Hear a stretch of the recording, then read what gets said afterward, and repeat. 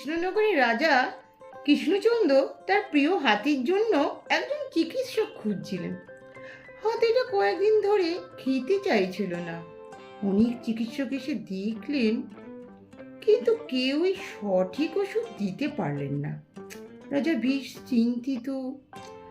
তখন গোপাল ভাঁড় রাজবাড়িতে উপস্থিত হয়ে বললেন, মহারাজ, আমাকে একটা সুযোগ দেবেন? আমি হাতিকে একদিনই সুস্থ করে দেব। রাজা হেসে বললেন, তুমি আবার চিকিৎসাটাও জানো?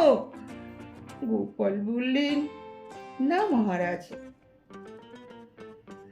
তবে আমি সমস্যার মূল কারণটা বুঝতে পারি। গোপাল হাতির কাছে গেলেন, কিছুক্ষণ তার কান ও মুখ পরীক্ষাও করলেন। তারপর রাজাকে বললেন, মহারাজ, এ হাতির অসুখ নয়, এ তো আদিক্ষেতা করছে, ওকে একটু ভয় দেখাতে হবে। গোপাল একটা লাঠি নিয়ে গেলেন, হাতির সামনে দাঁড়িয়ে জোরে জোরে বললেন, তুই যদি খাস না তাহলে তোকে রাজবাড়ি থেকে তাড়িয়ে দেওয়া হবে।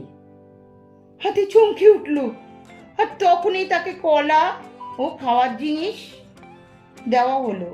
সে খেতে শুরু করলো। রাজা হাঁ করে তাকিয়ে রইলেন।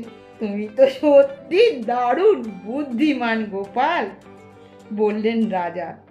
গোপাল মুচকি হেসে বললেন, মহারাজ, বুদ্ধি থাকলে ওষুধ ছাড়াও অনেক কাজ হয়।